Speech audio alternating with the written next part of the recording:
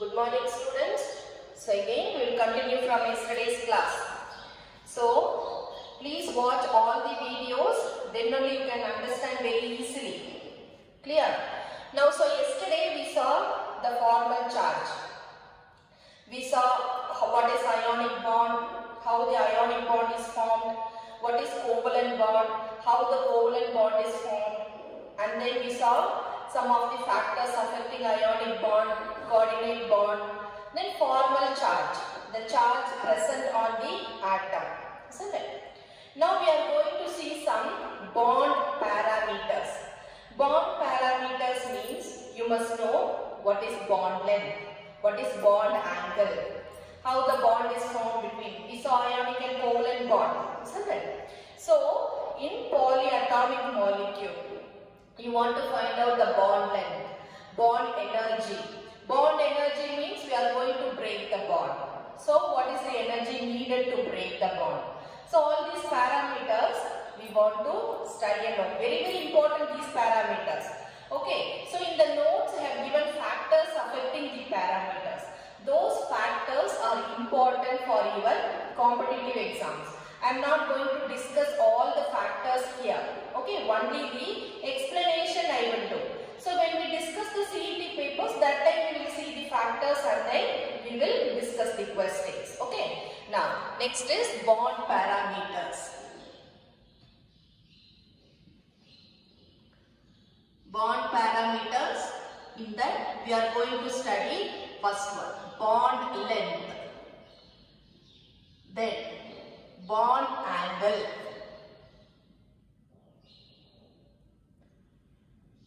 then bond order, then bond enthalpy or bond energy. Then we are going to study what is resonance. Okay, so one by one we are going to study. Now first one, what is bond length? So bond length. Now we have ionic bond as well as covalent bond, isn't it? So ionic bond means the cation is smaller in size, the anion is larger in size. Because the cation gives, isn't it? It loses the electron, so the size becomes smaller.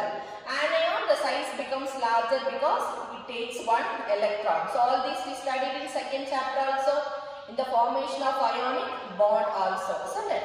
So when you see the bond length, suppose if it is an ionic bond, this is the cation and this is the anion. So this is the plus and this is the minus, anion. So you take center of the nucleus. You join these two. So this is the R for the cation, this is the radius R for anion, isn't it? Now when you see here, this radius R plus. Now this radius is R minus, isn't it? So the distance or the bond length for ionic bond is R plus plus R minus. So that means the equilibrium distance. So it is the smaller one. The equilibrium distance between the center of the nucleus of the bonded atoms. So these two are bonded atoms. You are going to take the center of the nucleus. You are going to join that. That length is called as bond length. Suppose if it is the covalent bond. So covalent bond means the sizes will be same, isn't it? Now the covalent bond also you can see, you are going to take the center of nucleus. Suppose if this is the atom A and atom B. Now this is the radius here, this is the radius. So if you take the radius of A, it is RA. This is the radius is RB. So distance equal to RA plus RB. That is the bond length. Length is the equilibrium distance between the center of the nucleus of the bonded atoms. All these definitions are very important. You have to study the definitions. So it is the equilibrium distance between the center of the nucleus of the bonded atoms. Okay. Now next one. Next one, what do you mean by a bond angle? So bond angle. Now, example. So I will give you with an example. So example, you take water molecule H2O. So oxygen is there. Now this is the hydrogen and this is the hydrogen. So now we can see oxygen always has 2 lone pair of electrons. So before also we have seen, write the electronic configuration and then find out it has 2 lone pair. 2 unpaired electrons, one is given for one hydrogen, another one is given for another hydrogen. Now what is bond? Now if you see the angle here, the angle is 104 degrees. Now how you will define the bond angle? The angle between the lines, these are the lines we have drawn, isn't it? That is the bond. So we say the angle between the lines representing the direction of the bond, isn't it?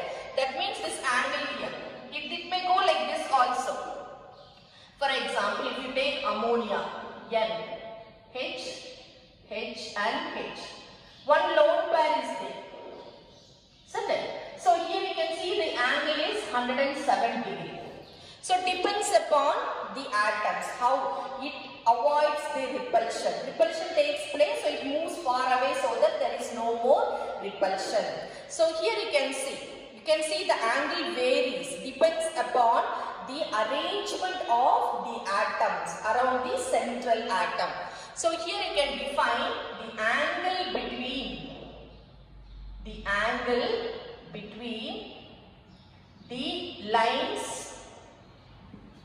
representing the direction of the bond. It is called as bond angle. Now next one, you are going to see bond length. What is bond order? Bond length finished, bond angle and bond order. Bond order represents number of bonds. It represents number of bonds between the atoms. So if you take hydrogen, how many bonds are there? 1 bond is there. If you take oxygen, how many are there? 2 bonds are there. If you take nitrogen, 3 bonds are there. So bond order means number of bonds present between the atoms. If you take carbon monoxide, also you have 3 bonds between carbon and oxygen. So all these you must know to study how it comes. You can take the electronic configuration of carbon, electronic configuration of oxygen, and then you can see how it gets the pairing of electrons, how many electrons they share between them. So when you see that, you can find out the number of bonds present between the atoms. So number of bonds present between the atoms is called as bond order. You will get in fraction also 1.5, 2.5. Likewise, you will get in fraction also. That also we'll see later in MOT, molecular orbital theory. So these are the important 3 ones. Now coming to bond enthalpy. So what is bond enthalpy? Bond enthalpy. Enthalpy is otherwise called as energy, isn't it? Energy, or you can say bond dissociation enthalpy. So you must know this word also. Bond dissociation enthalpy. Okay. So either name, it is both are same.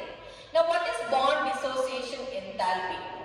The energy, suppose for example, you have hydrogen, isn't it? Now you want to break this bond. If you want to break this bond, what you have to do? You have to give energy, isn't it? So the energy required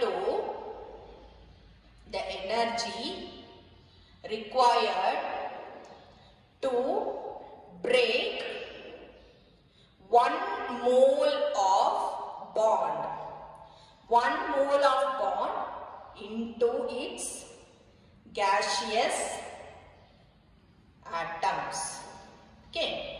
So how much energy is required? It is given in kilojoules per mole. Okay. Now, so here it is fixed. For example, hydrogen. Cl2 is there. So Cl2 you can write Cl, isn't it? So the diatomic, they are fixed. So if you go for polyatomic, what do you mean by polyatomic? More than 2 atoms. For example, you take water, H2O. Okay. Now what happens here? Oxygen, you have hydrogen, isn't it? So here is one bond and here is another bond.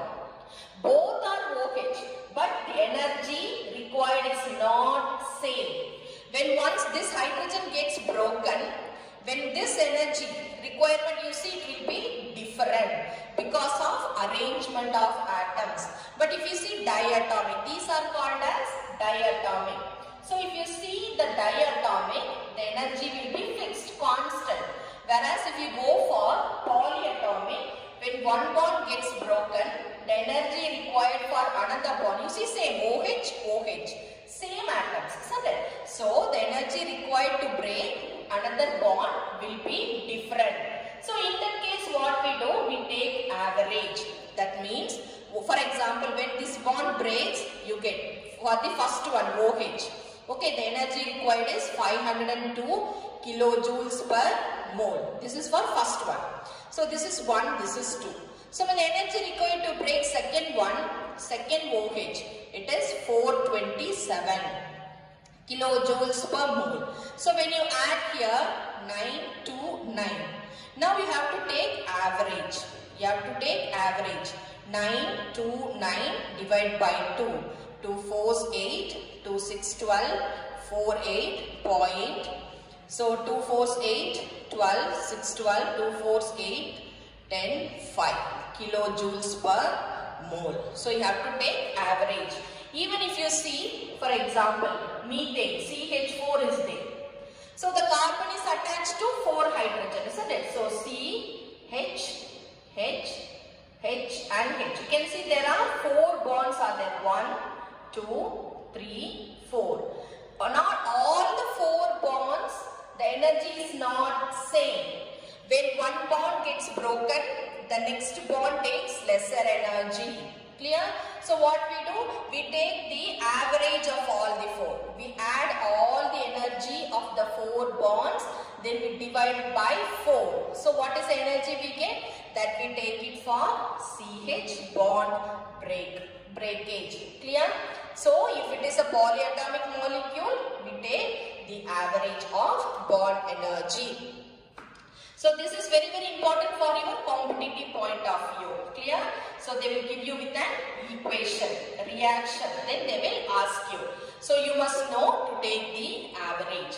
So these are the 4 very important terms. Now coming to resonance. So already I have teach you the resonance, isn't it? When we saw the Lewis dot structure. So what is resonance?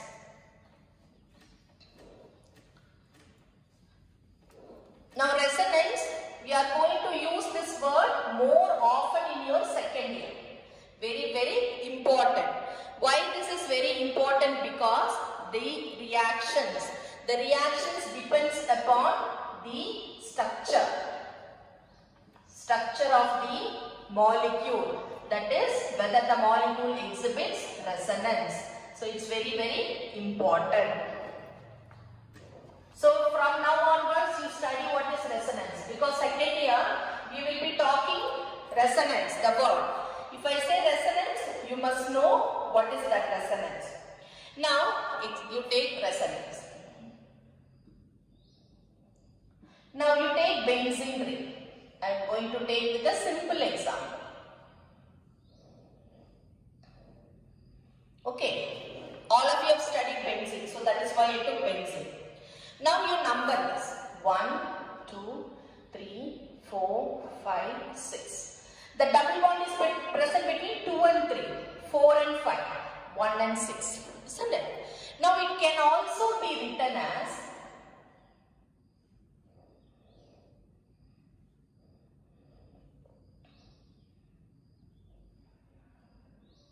so you can also write like this. 1, 2, 3, 4, 5 and 6. You see here. Here the double bond is present between 2 and 3. Here the double bond is present between 1 and 2, 3 and 4, 5 and 6. Which structure you say correct? This is also correct. This is also correct. Isn't it? So for a single molecule, for a single benzene compound, you can write two structures. But you cannot say which structure is a true structure. This property we say as resonance. The compound which exists more than one form, we can't represent the true structure of the molecule.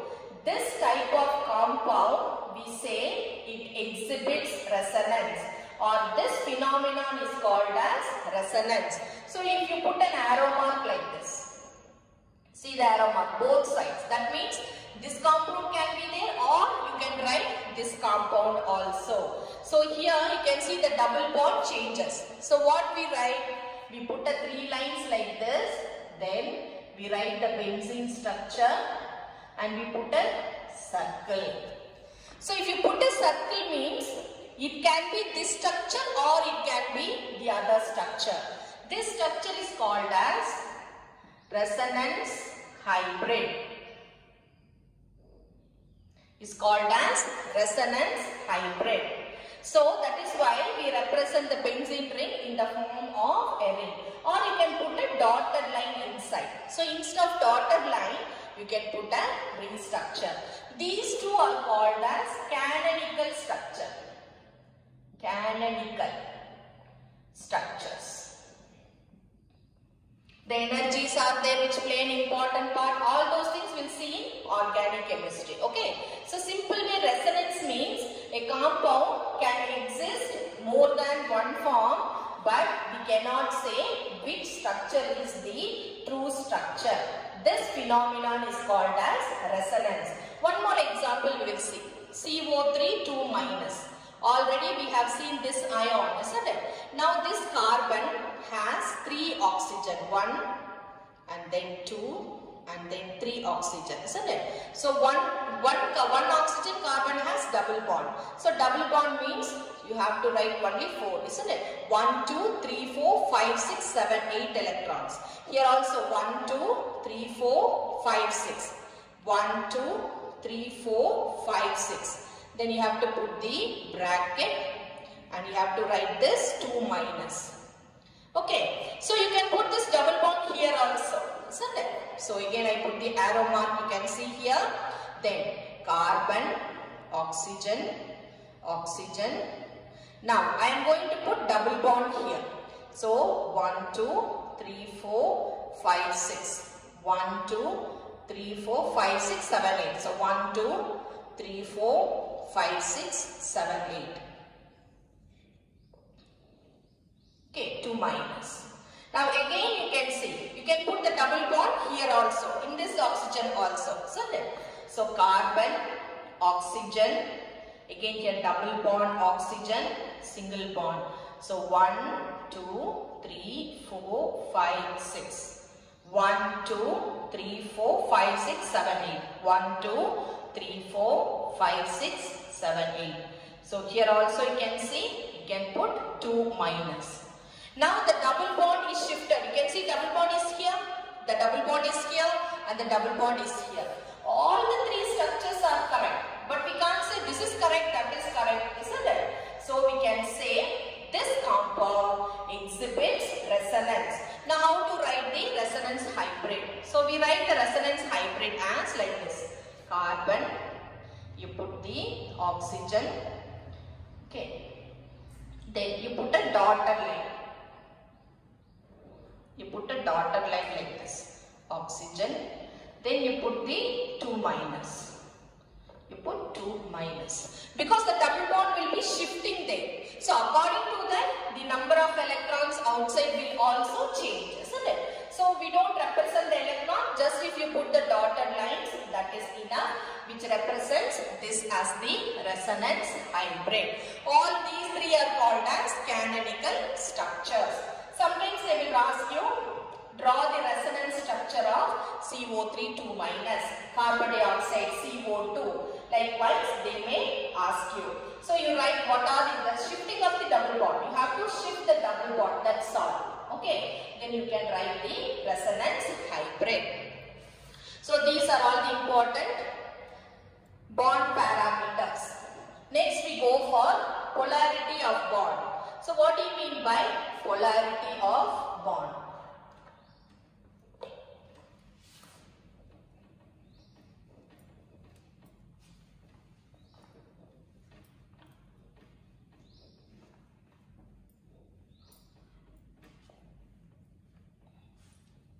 Okay, now next one, polarity.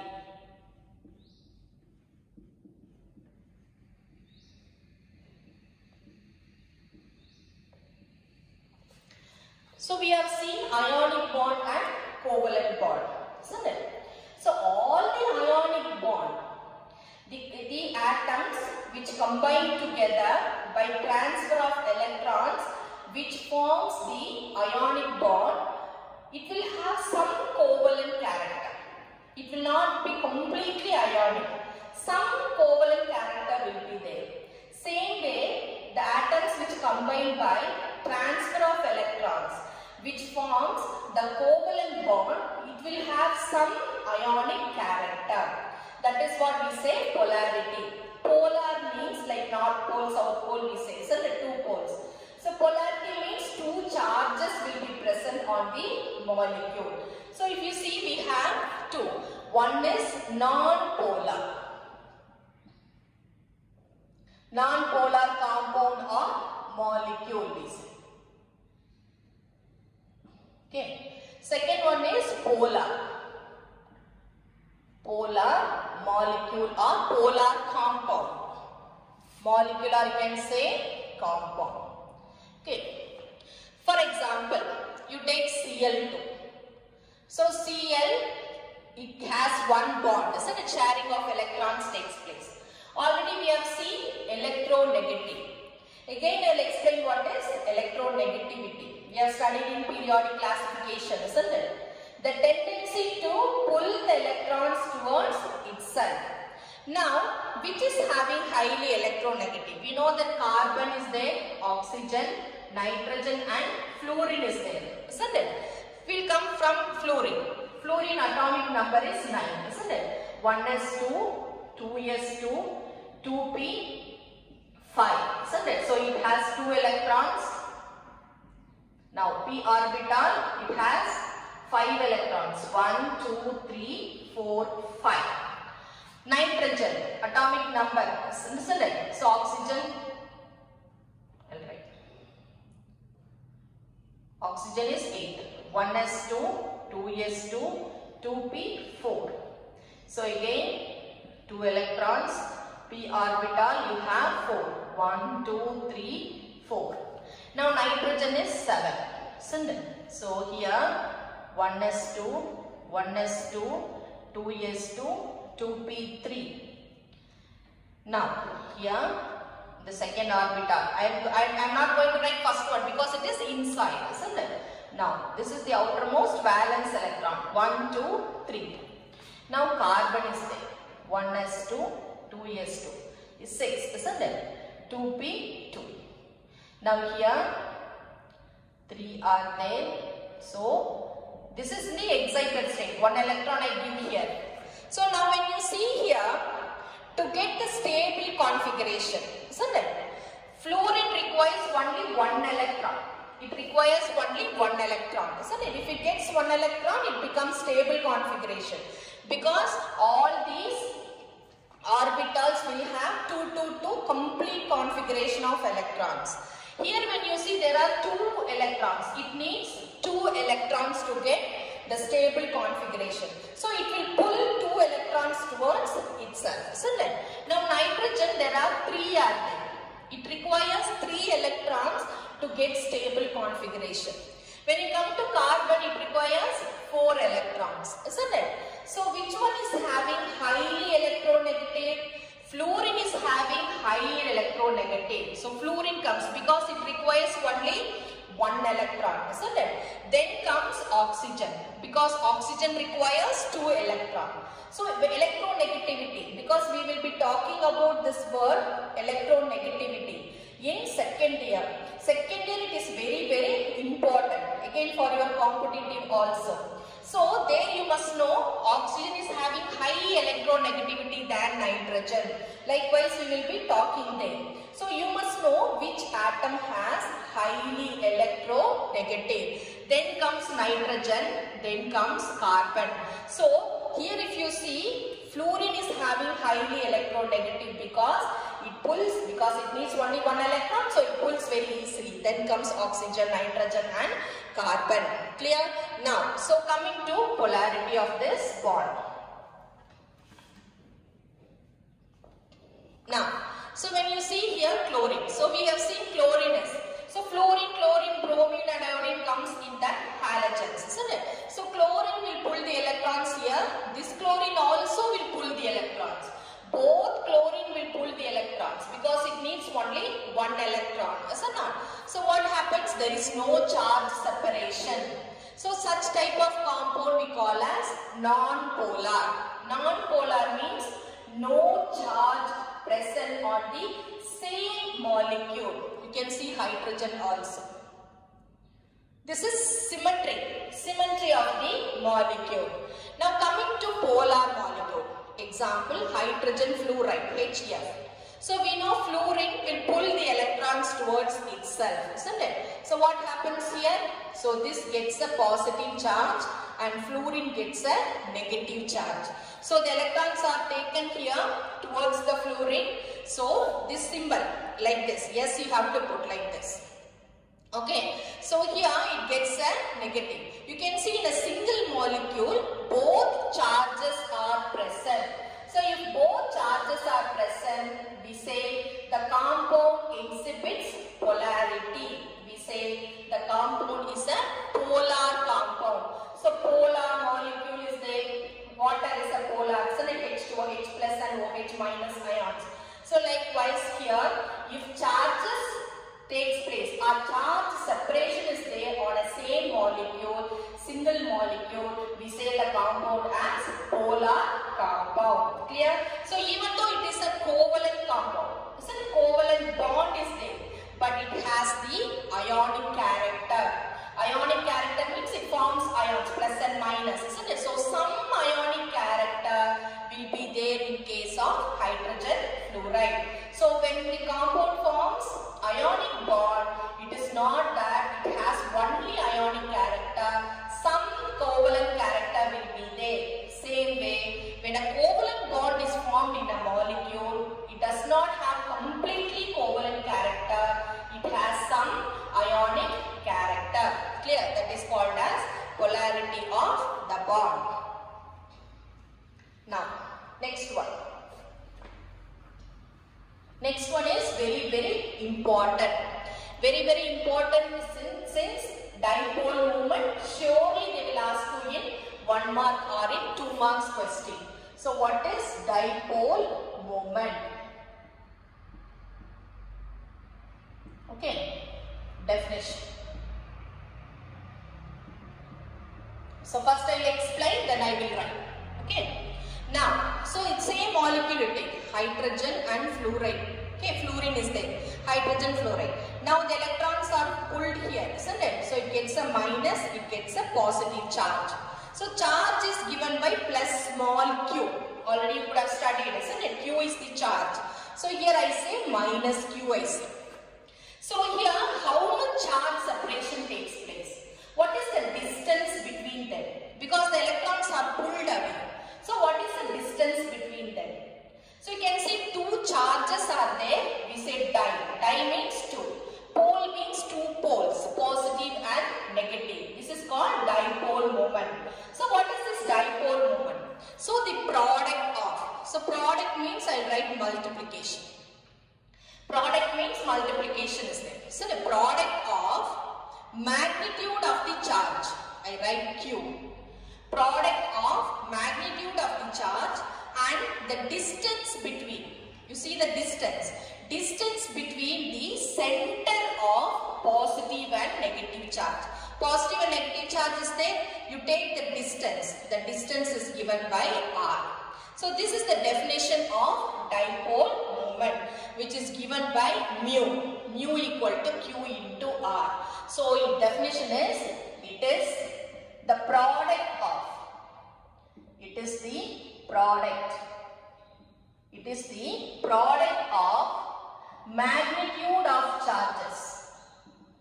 Magnitude of charges. Charges means positive and negative charge. It is the product of magnitude of charges and distance between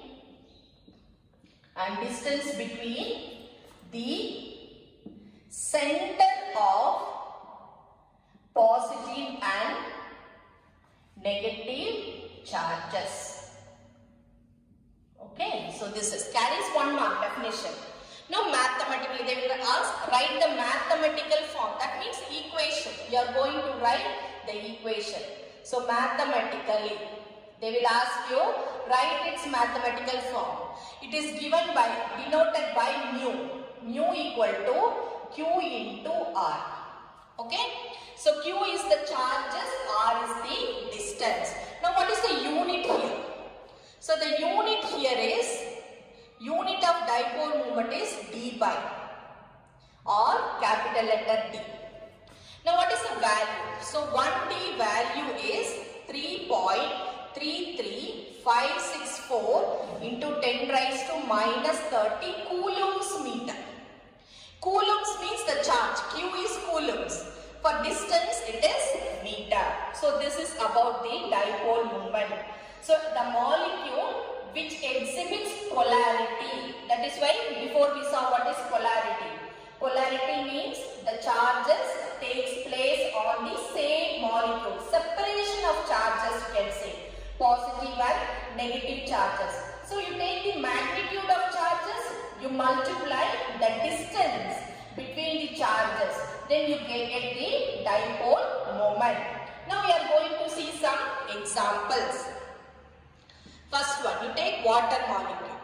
Okay. So oxygen is there. Now hydrogen, and then here is hydrogen. So you are going to represent by a bond, by an arrow. Suppose for example if it is hydrogen fluoride, we know this has the negative and this has positive. You are going to put one arrow mark like this. That means the fluorine is taking the electrons. So here you can see the charges are there. Oxygen has charges. So this is electronegative, isn't it? Before we saw. Now what happens? It will pull the electrons towards itself. Now this also, this oxygen will pull the electrons. Now this oxygen will take, because of lone pair of electrons, again it will pull up, isn't it? Now it has the dipole moment of 1.84 D. That is the mu equal to 1.84 D. Or you can say mu equal to 1.84. What is the D value? 3.33564 into 10 raised to minus 30. So 6.17 into 10 raised to minus 30 coulombs meter. This is the complete dipole moment. Net dipole moment we say. So only the water dipole moment you can say 1.84 D, because D represents this value. Instead of writing the value, you can write as D. So water is having the dipole moment. Now coming to the next example. Second example. BeF2. Beryllium fluoride you take. So what is the molecule you will write here? Be, one side F, another side F. Isn't it? So this fluorine also will pull the electrons. This fluorine also will pull the electrons. So both sides it pull the electrons. So what happens?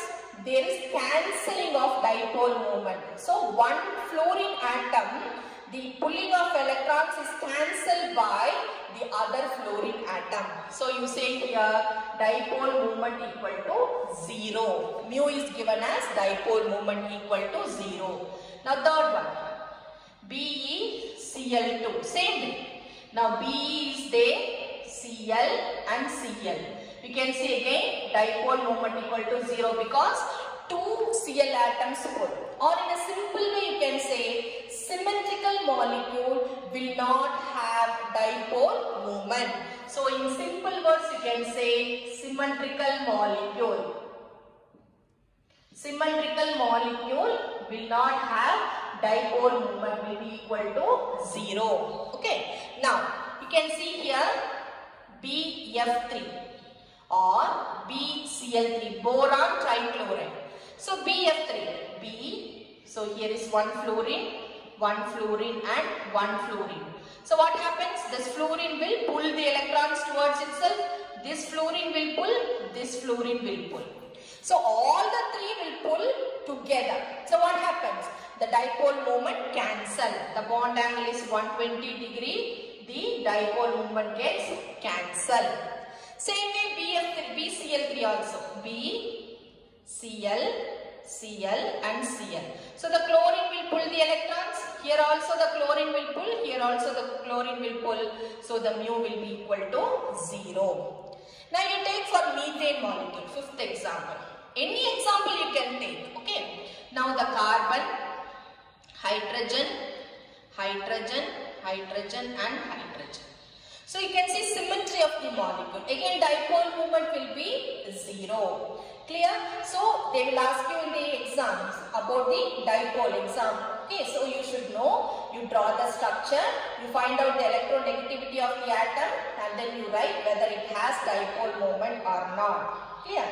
Now we will go for another example which is again very important.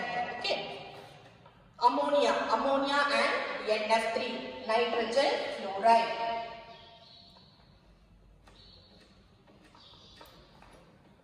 So in the notes I have given in detail, okay, because while writing in the notes there will be too many things will be there. So I have given in full detail about the notes.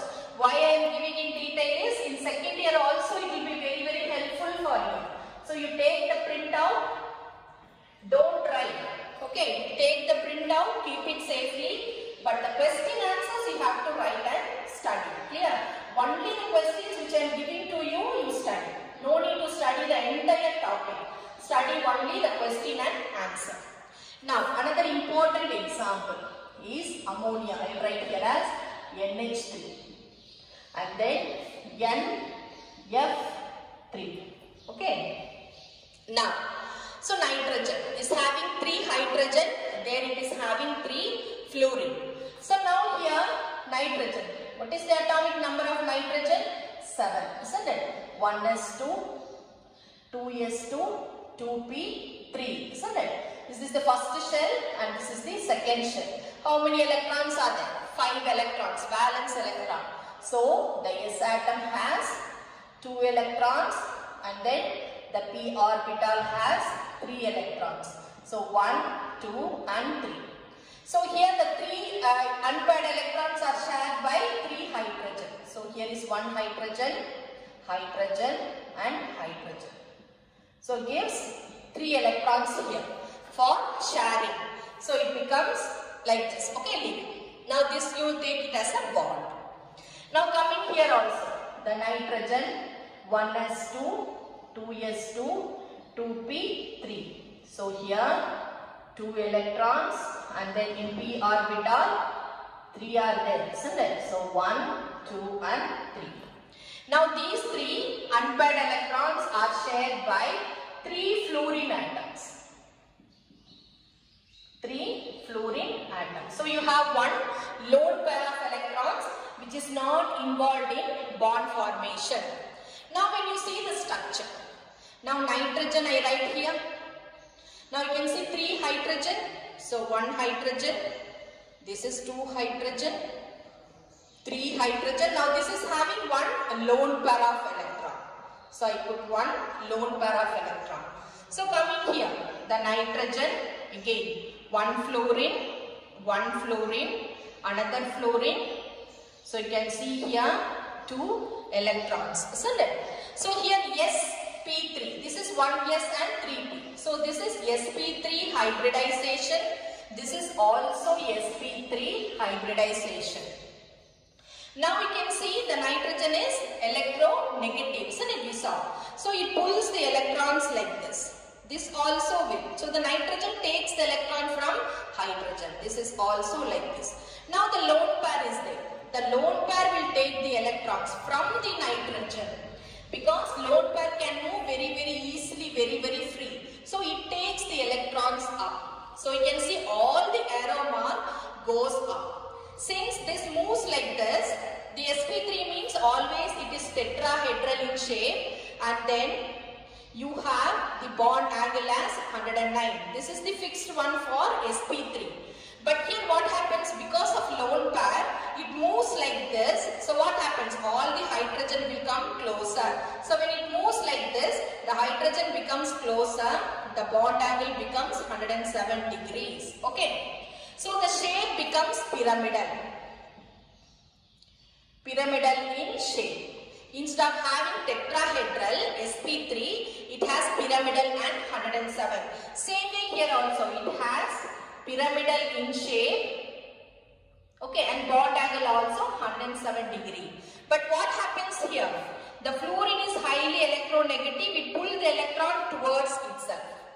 Now this fluorine also will pull the electron towards down. This also will pull the electron because fluorine will pull, this fluorine also pull, this fluorine also will pull. What happened to the lone pair? The lone pair will pull the electrons up. You can see the arrow mark separates. This arrow mark goes up. Here this arrow mark goes downwards. So what happens to dipole moment? So here all this go in one direction. The dipole moment, the net dipole moment will be 4.9 into 10 raised to minus 30 coulombs meter. But whereas here the dipole moment cancels sum of the dipole moment, because all the fluorine will pull down, the lone pair pulls up, so sum of the dipole moment cancels and it has 0.8 into 10 raised to minus 30 coulombs meter. So if you compare these two, you can see the NH3 is having higher dipole moment than that of NF3. So they will ask you why, or give reason why NH3 is having higher dipole moment than NF3. So what you will write? You draw the structure and then you say here the nitrogen pull all the electrons towards itself from hydrogen and lone pair of electrons will pull the electrons. Hence all the electrons movement goes in a single direction. But whereas here the fluorine will pull the electrons from the nitrogen towards itself, the lone pair of electrons pull the electrons in opposite direction. Hence sum of the dipole moment gets cancelled. It becomes very less dipole moment. They may ask you separately, they may ask you comparison also. Clear? Because it has got one lone pair of electrons. This is the one lone pair here. This is the one lone pair here. 3 hydrogen, 3 hydrogen. Clear? So this is dipole moment. Again, applications of dipole moment is there, which is very important for your competitive. We can calculate the ionic character, percentage of ionic character. We can calculate the charges also. We can calculate the shape of the molecule. It mainly gives the shape because all the electrons are pulled, isn't it? So it gives the shape of the molecule. Clear? Now, next one. Next we go for Fudgens rule. Again, Fudgens rule is very important. What is Fudgens rule? So based on all these concepts, Fudgen gave the Fudgens rule. Okay. So they will ask you mention any two Fudgens rule.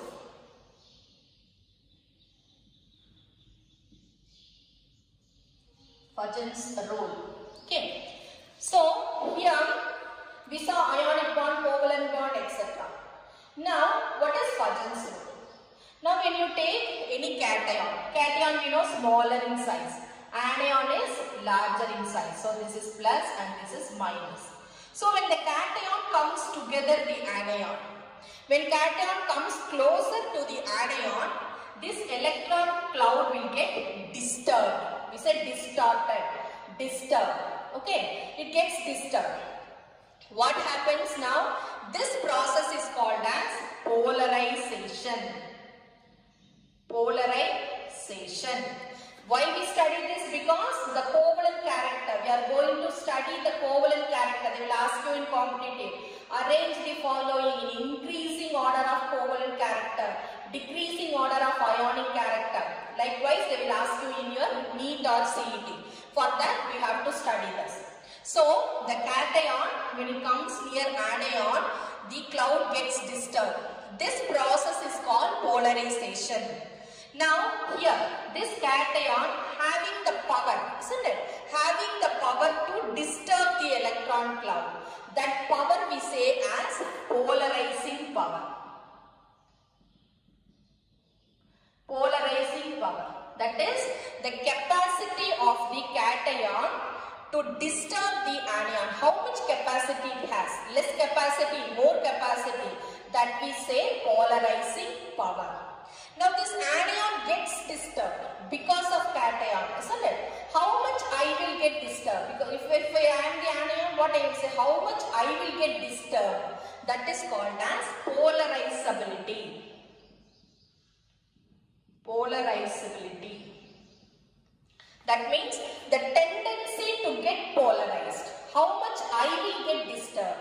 The tendency to get disturbed is called polarizability. So based on this, we are going to write the rules. So first rule, small size of cation. More is polarizing power. More is polarizing power. If the cation size is very smaller, more it will go and disturb the anion. So more it goes and disturb the anion, what happens? The charges will neutralize. Charges neutralize, covalent character will increase.